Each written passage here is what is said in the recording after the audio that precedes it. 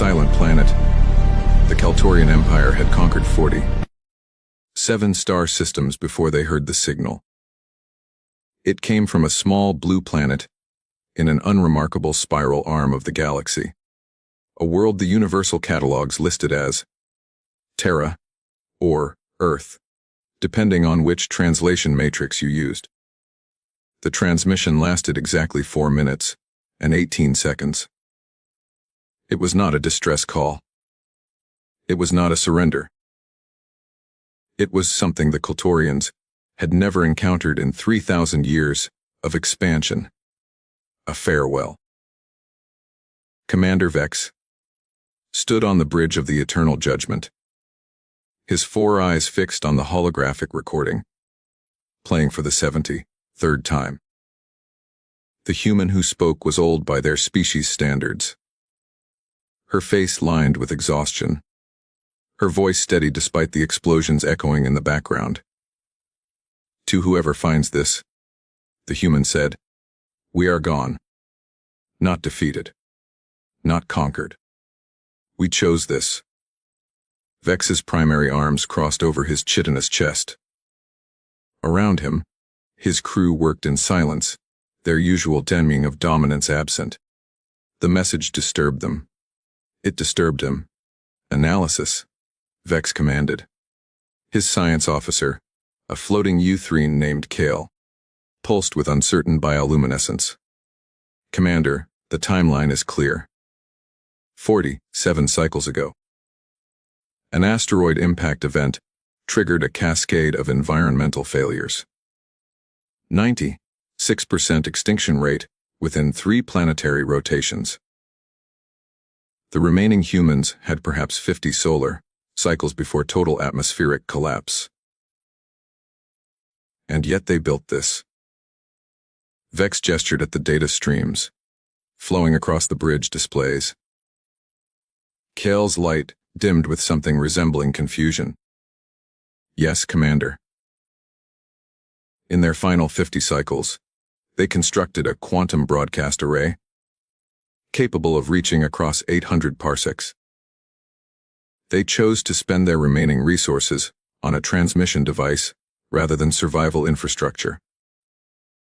Irrational, Vex muttered. But even as he said it, something in his thorax tightened with an emotion he couldn't name. The message. The Eternal Judgment entered Earth's orbit 3 cycles later. Vex had seen dead worlds before. Planets stripped of resources. Civilizations erased by the Empire's advance. Ecosystems burned to ash. This was different. Earth was beautiful in its dying. The continents were visible beneath swirling cloud patterns. Oceans still reflected the system's yellow star. But the cities, those magnificent monuments to human ambition, stood empty. No lights, no transmissions, no life signs above microbial level. Take us to the transmission source. Vex ordered. The ship descended through atmosphere that still held breathable oxygen, past clouds that still produced rain, toward a massive structure built into the side of what human records called a mountain. The facility was enormous, easily 500 units tall, its surface covered in solar collectors and transmission. Dishes all pointed toward the stars. The away team materialized at the facility's entrance. Vex's environmental suit registered Earth's atmosphere as compatible with 70% of known species. The air smelled of growing things and decay in equal measure. Vines had already begun claiming the facility's outer walls. Inside, the lights still worked. Impossible. Kel whispered through the comm system. Their civilization collapsed 50 cycles ago. Nothing should have power. But the corridors were lit. Climate control hummed softly. And as they moved deeper into the facility, they found the first of the chambers. The archive. Vex stood in a room that stretched beyond his visual range. Crystalline data storage arrays rose like towers toward a ceiling lost in shadow. Each crystal pulsed with soft light, active maintained waiting. "What is this?" he asked, though part of him already knew. A holographic interface activated at their approach.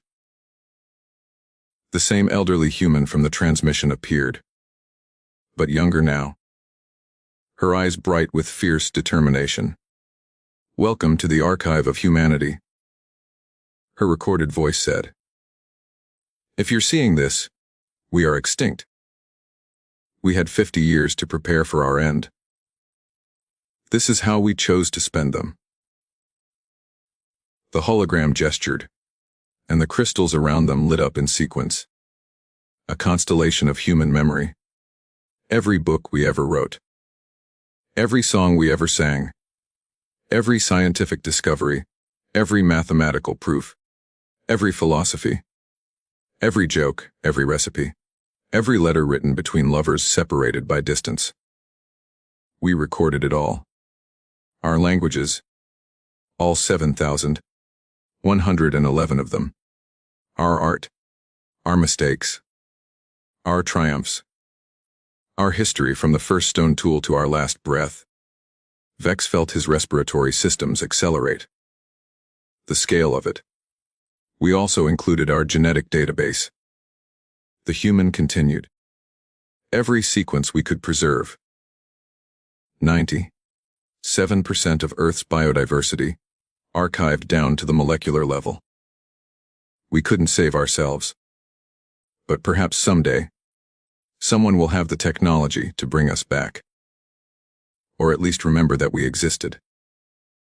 Kale floated beside Vex, their bioluminescence flickering with awe. "Commander, the energy requirements for maintaining this facility for even 50 cycles would be astronomical." "They had nothing left," Vex said quietly. "They could have built shelters, underground cities, generation ships to evacuate their population. Instead, they built this." The final room, the deepest chamber, held no data crystals. It held something else entirely. 10,000 faces looked out from the walls. Holographic recordings, each one a different human, each one speaking directly to the viewer. Children, elders, scientists, artists, farmers, soldiers, every ethnicity, every culture, every walk of life the species had known. They spoke in turn, their messages brief. We were here. We loved fiercely. We dreamed of stars. One made mistakes, but we learned. We created beauty. We never stopped trying to be better. Remember us? Vex stood frozen as 10,000 voices washed over him, each one unique, each one human, each one now silent forever. His 4 eyes reflected the holographic light, and for the first time in his long military career, Commander Vex of the Kaltorian Empire felt something crack in his certainty. These beings had faced extinction with dignity. They had looked into the void and chosen legacy over survival. They had spent their final breath, not on weapons or escape, but on memory. "Seer," one of his soldiers said hesitantly. "Orders."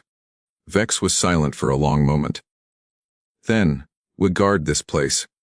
Send word to the Empire. Earth is now a protected monument. No salvage. No colonization. This." He gestured at the faces surrounding them. "This is sacred ground."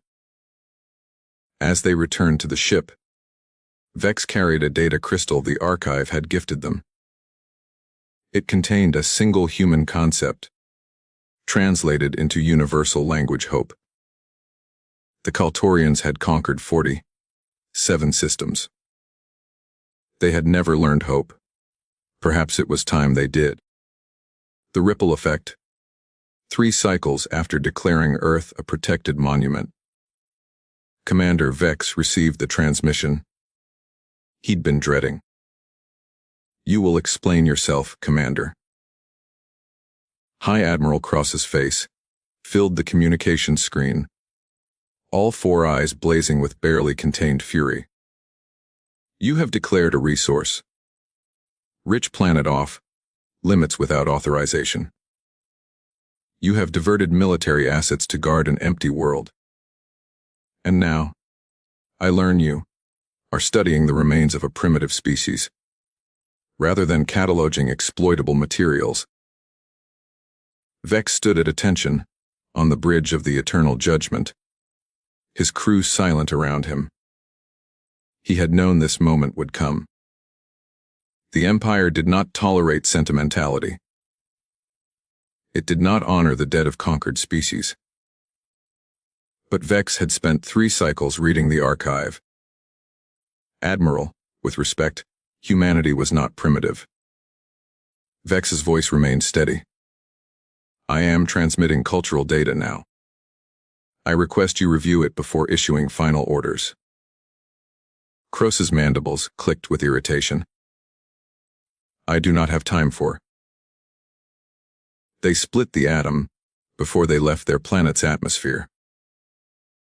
Vex interrupted, a breach of protocol that would normally earn severe punishment. They mapped their own genetic code. They created artificial intelligence. They sent machines to other worlds in their system, while still fighting wars with chemical explosives. And in their final 50 years, while their civilization collapsed, they built something we have never conceived of in 3,000 years of empire. The High Admiral's eyes narrowed. "What?" "Hope, sir. They built hope." The Council of Worlds, word of the archive spread like radiation through the galaxy's communication networks. Within 10 cycles, 17 different civilizations had sent ships to Earth. The Euthrine Collective, the Morgathi Hegemony, the Crystalline Ascendancy. Even the isolationist Velkera emerged from their nebula fortress to witness humanity's legacy. Vex stood in what had been the archive's main auditorium. A space humans had designed to hold 10,000 bodies, now filled with representatives from across known space. The diversity was staggering. Beings of energy and beings of stone. Hive minds and singular consciousness. Species that breathe oxygen and species that metabolized radiation. All of them silent as the holographic human spoke. "My name was Dr. Sarah Chen," the recording said. The woman appeared middle-aged, wearing what the archive identified as a laboratory coat. Behind her, Vex could see other humans working frantically at strange machines. "I was part of the archive project's leadership council. We debated for months about what message to leave you. Some wanted to emphasize our achievements, prove we were worthy of remembrance. Others wanted to focus on our failures, warn you away from our mistakes." Dr. Chen smiled, and there was something profound in that expression, something that transcended species. "We chose neither. We chose truth." The auditorium's walls came alive with images. Humans at their best, acts of compassion, scientific breakthroughs, artistic masterpieces that made even the cold-hearted Kulturians pause in appreciation. But also humans at their worst, wars, atrocities, environmental destruction, the systematic oppression of their own kind. "We were flawed," Dr. Chen continued. "We hurt each other. We damaged our world. We made mistakes that, in the end, contributed to our extinction. But we also loved. We created. We questioned. We reached for something better. even when we fell short. A Morgathi general, a species known for their brutal efficiency, leaned forward in their anti-gravity field. Why show us your weaknesses? Why not present only strength? As if anticipating the question across time, Dr. Chen's image looked directly at where the Morgathi now floated. Because perfection is a lie. Growth only happens through failure. And if there's one thing we learned in our brief existence, it's that the species who cannot acknowledge their mistakes are the ones doomed to repeat them. The hidden protocol. Vex discovered the deeper layer of the archive by accident. He had been reviewing human literature, a strange cultural artifact called poetry, when his data crystal interface glitched. For a moment, he saw code beneath the words. Equations. Schematics. Kiel. He called to his science officer. There's something else here. Encrypted within the cultural data. The Euthrenes' bioluminescence pulsed with curiosity as they analyzed the hidden files. What they found made Vex's respiratory systems freeze. Commander, this is a terraforming algorithm and cloning protocols. And, by the ancestors, it's a complete instruction manual for rebuilding Earth's biosphere from the genetic archives. Vex stared at the data streams. They didn't just preserve their history. They preserved a resurrection protocol. More than that. Sir. Kiel's light flickered with something like excitement. These protocols are designed to be species agnostic. Any civilization with sufficient technology could use this to restore not just Earth, but to terraform any world. The humans. They didn't just leave their story. They left the tools to create new stories. A human voice activated, not Dr. Chen this time, but a younger man with kind eyes and calloused hands. My name was James Kowalski. I was a farmer before the collapse, led the Agricultural Archive Division. He smiled. If you're seeing this, you've figured out the gift beneath the gift. We knew we couldn't save ourselves, but maybe we could save you. These protocols represent 10,000 years of human trial and error in working with living systems. Every mistake we made, every success we achieved. Use it. Not to rebuild Earth, though if you want to, the instructions are there. Use it to heal your own worlds, to create new ones, to make sure no other species faces extinction without hope. The choice. The Council of Worlds convened for 3 planetary rotations. High Admiral Kroos himself arrived from the Kaltorian home system, bringing with him the Empire's ruling caste. They stood, or floated, or phased, in the Archives auditorium, arguing about what humanity's legacy meant. This changes nothing, Kroos declared. They are extinct. We are not. We take what is useful and continue our expansion. But a voice interrupted, not from the council, but from the archive itself. A new hologram appeared, a human child, perhaps 10 years old by their species standards, speaking with the clarity of innocence. Hello, the child said. My name was Maya. I won't live to see next year. The air is getting too hard to breathe. But I wanted to tell you something important. Her dark eyes seemed to look at each being individually.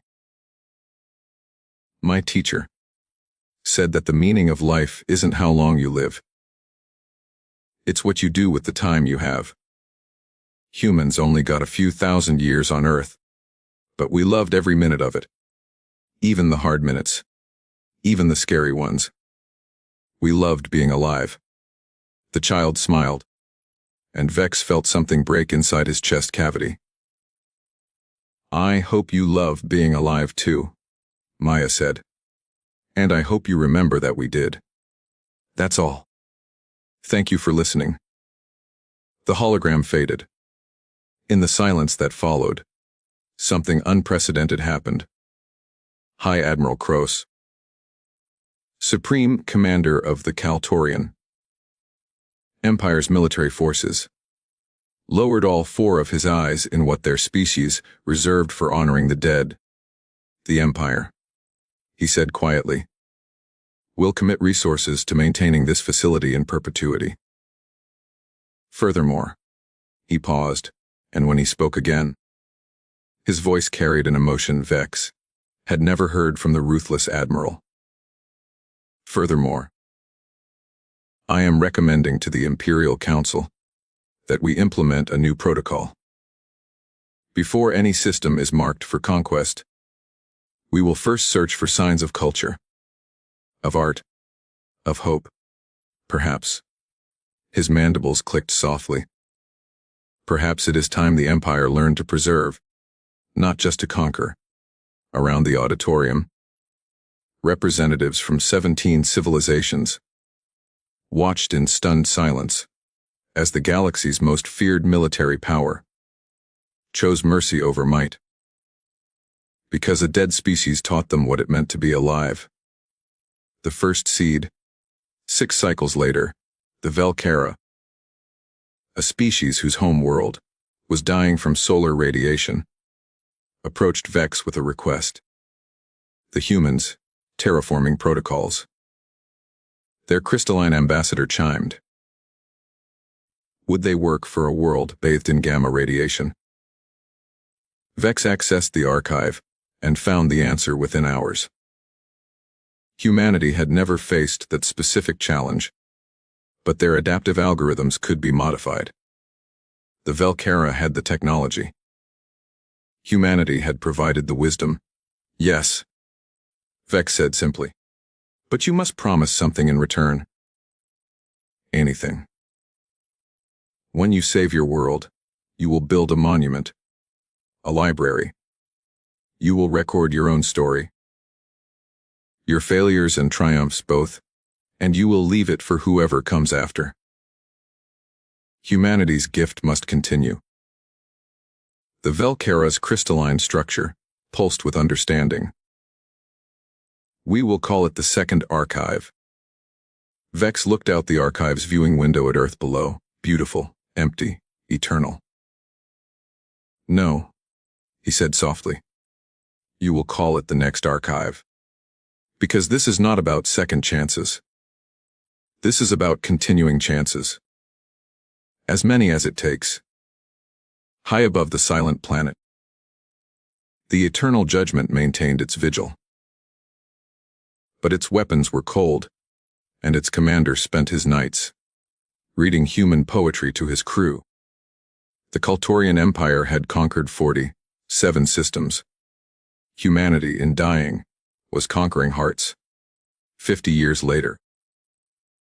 Commander Vex was old now by Kaltorian standards. His chitin dulled with age, his movements slower, his 4 eyes dimmed by decades of service. He had retired from military command 20 cycles ago. But he had never left Earth. He couldn't. The archive had become more than a monument. It had become a pilgrimage site. Every cycle, thousands of beings from hundreds of worlds came to walk humanity's halls, to read their words, to hear their voices. The next archives, now numbering 43 across the galaxy, all traced their lineage back to this silent blue planet. Vex stood in the chamber of 10,000 faces, as he did every morning, listening to the voices. Over 50 years, he had memorized many of them. The soldier who spoke of courage, the child who spoke of wonder, the poet who spoke of love in words that transcended species. But today, something was different. Commander Vex, Kel floated into the chamber, their bioluminescence pulsing with agitation. The Uthrene had stayed with him all these years, curator and friend. We have a problem. What kind of problem? The kind that wants to erase everything we've built. The Purifiers. They called themselves the Ascendancy of Pureform. A coalition of extremist factions who believed the archive was a corruption of galactic culture. That humanity's influence was a disease spreading through civilization, making conquerors soft, making warriors into poets. Their fleet emerged from space at the edge of Earth's system. 200 warships bearing the mark of a dozen species, who rejected what they called the weakness of memory. Their leader, a being named Corrugate of the Morgathi, Purifier sect, transmitted a singular message. The archive will be destroyed. The human contamination will be purged. Return to strength. Return to power. Return to conquest. Within hours, the Council of Worlds scrambled defensive forces, but they were scattered across the galaxy. The fastest response fleet was 6 cycles away. Earth had 2 days. Vex stood on the bridge of an old patrol ship. The Eternal Judgment had been decommissioned decades ago, and looked at the holographic display showing the approaching armada. His small garrison of volunteers numbered barely 30 vessels. Scientists, historians, pilgrims who had been visiting the archive when the Purifiers arrived. We can't win this fight, his tactical officer said quietly. No, Vex agreed. But we can buy time. The last defense, the battle for Earth, lasted 18 hours. Vex's ragtag fleet fought with everything they had. Outdated weapons, civilian shields, pure desperation. They weren't warriors. They were believers. And belief, Vex had learned from humanity, was a weapon no scanner could detect. But belief couldn't stop plasma torpedoes. One by one, the defending ships fell. The scholar's hope. The memory's vigil. The eternal student. Each one buying minutes with their lives. Each crew knowing exactly what they died for. Finally, only Vex's ship remained, its shields flickering, hull breached in 14 places. Life support failing. The Purifier fleet surrounded them, weapons locked on the archive below. This is your final chance. Corrugate's voice crackled through damaged speakers. Abandon the human temple. Let us cleanse this infection. Vex looked around his dying bridge. His crew, Kaltorian, Uthrene, Velcara, even 2 young Morgathi, who had defected from the Purifier ranks, all watched him with eyes that held no fear. I am Commander Vex of the Kaltorian Empire, he said, his voice carrying across all frequencies. 50 years ago, I discovered what humanity left behind. Not weapons. Not conquest. Not even survival. They left us the tools to be better than we were. To hope when hope seemed impossible. To create when destruction was easier. To remember that we are not just beings who exist. We are beings who matter. He paused, drawing on reserves he didn't know he still possessed. You can destroy this archive. You can erase these buildings, these crystals, these recordings. But you cannot destroy what humanity taught us. Every world that used their terraforming protocols. Every species that built a next archive. Every being who learned to choose creation over destruction. Humanity didn't just leave a message in this place. They planted seeds in our hearts. And those seeds have already grown into forests. Poetic words. Corrugate sneered. From a dead species and a dying fool. Fire when ready. The Purifier fleet's weapons began to charge. The awakening. Then the archive activated. Not the recording systems. Not the holographic displays. Something else. Something deeper. The entire facility blazed with light. Every crystal simultaneously pulsing. Every data stream flowing. Every chamber illuminating, as if the sun itself had been captured underground. The energy signature was so massive it registered on sensors across 3 star systems. And from the archive's core, a transmission unlike anything ever recorded began to broadcast. It was every archived human voice speaking simultaneously. 10 billion recordings. Every language, every dialect, every tone, merged into a harmonic resonance that bypassed audio receptors and spoke directly to consciousness itself. Vex felt it in his thorax. His crew felt it in whatever organs processed emotion. And across space, every being within range felt it too. We are humanity. We were never gone. We are in every equation we left, every story we told, every protocol we shared, every heart we touched. You cannot kill what lives in memory. You cannot destroy what has already become part of you. On the Purifier flagship, Corrugate stumbled backward, mandibles clicking in confusion. Around the fleet, weapons systems began to malfunction, not from attack, but from hesitation. From crew members questioning orders. From warriors remembering why they had questioned the ascendancy in the first place. The final chamber. As the harmonic transmission continued, something else happened in the archive's deepest level. A place even Vex had never fully explored. A chamber unsealed. Kjol was the first to reach it, their bioluminescence pulsing with frantic light. Commander, you need to see this. Now. Vex descended through corridors that had been locked for 50 years, past security protocols that recognized his biometric signature. As if humanity had known he would be the one to find this place. As if they had been waiting for him specifically. The chamber was small, intimate, and at its center stood a single stasis pod. Inside, perfectly preserved, was a human child.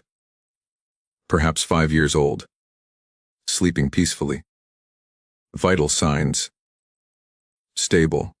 Suspended in a technology that shouldn't have been possible with humanity's level of advancement. A hologram flickered to life beside the pod. Dr. Sarah Chen appeared. But this recording was different, more personal, more raw. Commander Vex, she said, and hearing his name in her voice made his respiratory systems freeze. Yes, we knew your name. The archive has limited predictive algorithms. We calculated the probability of who would find us, who would care enough to stay, who would fight when fighting seemed impossible. You matched the profile with 97% certainty. She smiled, tired but determined. This is Aisha. She was 4 years old when we placed her in stasis. We didn't have the resources to save everyone, but we managed to save 12 children. The last living humans. They're in suspended animation in chambers across this facility, waiting. Not for rescue. Not for us to return. But for the galaxy to be ready. Dr. Chen's eyes glistened with moisture. The human emotional response Vex had learned was called crying.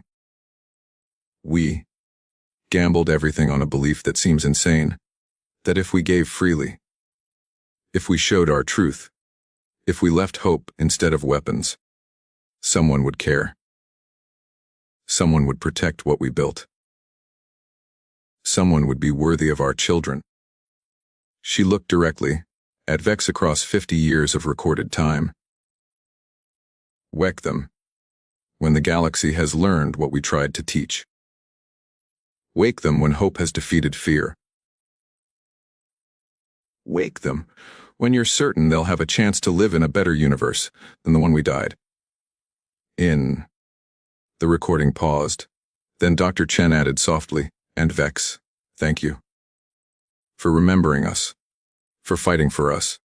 For becoming exactly who we hoped you'd be." The choice. Vex stood before the stasis pod, his 4 eyes locked on the sleeping child. Around him, alarms were blaring. The purifiers were preparing their final attack. The harmonic transmission was destabilizing. His ship was falling from orbit. None of it mattered. 12 children. The last humans. Waiting for 50 years for the galaxy to prove it had learned their lessons. "Cool," Vex said quietly. "Status of the purifier fleet." "There. Commander, you won't believe this. They're standing down. The harmonic transmission. It's forcing them to experience archived human memories. They're living through human history. Feeling what humans felt. They're experiencing empathy whether they want to or not." And the Council of Worlds fleet. 6 hours out. "But Commander, even if the purifiers retreat, even if we hold this position, is the galaxy ready for this? To know that humanity can return?" Vex looked at the child's peaceful face. Aisha. She had been born into a dying world. Placed in frozen sleep with the faith that strangers would care enough to give her a future. The weight of that trust pressed against his thorax like a physical force. "No," he said finally. "The galaxy isn't ready yet. There are still purifiers. Still those who would exploit these children or worse. But..." He placed one chitinous hand against the stasis pod's viewing window. "But every day, more species build next archives. Every cycle, more beings choose creation over destruction. Every year, we grow closer to the universe humanity dreamed of." He looked at Cole, his oldest friend. "We wait. We protect them. And when the day comes that we can wake them to a galaxy that deserves them, that's when humanity truly returns." 50 years forward. The purifier fleet retreated after 6 hours of exposure to humanity's harmonic transmission. Corrigan himself emerged from the experience transformed. Not conquered, but changed. He dissolved the ascendancy of pure form and became the most vocal advocate for archive preservation in the Morgathi. Hegemony. The Council of Worlds established the Order of Earth's Guardians, a permanent multi-species force dedicated to protecting the archive and the secret of its deepest chamber. Commander Vex served as its first leader until his death at age 214, surrounded by friends from across the galaxy. His final words a human phrase he had memorized. "We were here. We loved fiercely. We dreamed of stars." The next archives numbered 372. 12 species had been saved from extinction using humanity's protocols. 4 ongoing wars had been resolved by mediators trained in human conflict resolution theory. An entire generation of galactic youth grew up reading human literature, studying human philosophy, dreaming human dreams, and in the deepest chamber of Earth's archive, 12 children slept peacefully, waiting, not for rescue, not for resurrection, but for readiness. The last message. 100 years after the archive's discovery, the new Guardian commander, A young Velcara named Luminescence, in crystal, stood before the chamber of 10,000 faces and heard a recording she'd never heard before. It was a human man, elderly, speaking with the calm certainty of someone at peace with their end. My name was Marcus Webb. I was a teacher. Philosophy and literature, if that matters. I won't survive long enough to see the archive completed, but I wanted to leave one last message for whoever is listening 100 years from now. He smiled, and somehow that smile carried across a century of silence. If you're hearing this, it means we succeeded. You found us. You remembered us. You kept our gift alive. But more than that, you kept yourselves alive. You chose hope over fear, memory over erasure, growth over stagnation. The old teacher leaned forward, his eyes bright with conviction. Now here's the hard part: don't worship us. Don't make humanity into myths or legends or perfect beings. We weren't. We were flawed, frightened, frequently foolish creatures who stumbled through our brief existence, making mistakes at every turn. But we tried. Every single day, despite everything. We tried to be better. He paused, and when he spoke again, his voice carried a weight that transcended species. That's the real message. Not humanity was great. Not humanity was wise. Just this humanity tried. And in trying, in refusing to give up even when our world was ending, we left something behind that mattered. Marcus Webb's image began to fade, the recording reaching its end. So, here's my question for you. Whoever you are, wherever you're from, whenever you're watching this, what will you leave behind?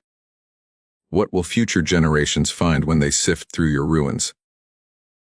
Will they find weapons or wisdom? Fear or hope? Closed fists or open hands? The recording stopped, leaving only darkness and the question hanging in the air. Luminescence, in crystal, stood in silence, processing the weight of that question. Then she did what humans might have called making a decision. She activated her communication array and sent a message to the Council of Worlds. This is Guardian Commander Luminescence, in crystal. I am formally requesting the Council convene to discuss initiating the Awakening Protocol. I believe. She paused, crystalline structure resonating with determination. I believe the galaxy is ready. I believe we have become worthy of humanity's trust. Epilogue. The first dawn. When Aisha opened her eyes, the first thing she saw was a face that definitely wasn't human. 4 eyes. Chitinous exterior. Mandibles that clicked softly, with what the translation implant in her ear identified as gentle concern. Hello, little one, the alien said in accented but perfect English. My name is Clarity of Purpose. I am a Kaltorian. You've been asleep for 150 years. Please don't be afraid. Aisha looked around the chamber, so familiar yet strange. Preserved exactly as she remembered from the day they put her to sleep. Her mother's picture still sat by the pod controls. Her stuffed rabbit, Mr. Whiskers, was still clutched in her small hands. Where? Her voice was hoarse from disuse. Where is everyone? Clarity, of Purpose. A descendant of Commander Vex, bearing his genetic legacy and his commitment to Earth, knelt down to eye level. Your species is extinct, Aisha. I'm so sorry, but you are not alone. 11 other children are waking up in chambers nearby.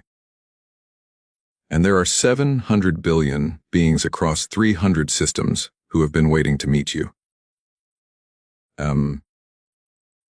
The young Kaltorian held out a datapad, showing images that made Aisha's eyes widen. Aliens of every shape and size holding signs written in English. Welcome home, humanity. We remember. Thank you for hoping. They've been learning your language. Clarity of purpose explained softly. Learning your culture. Building a world where you and the other children can grow up safely. Surrounded by species who understand what your people sacrificed to teach us. Aisha's eyes filled with tears. The last human tears shed in over a century. We're really the last ones. Yes.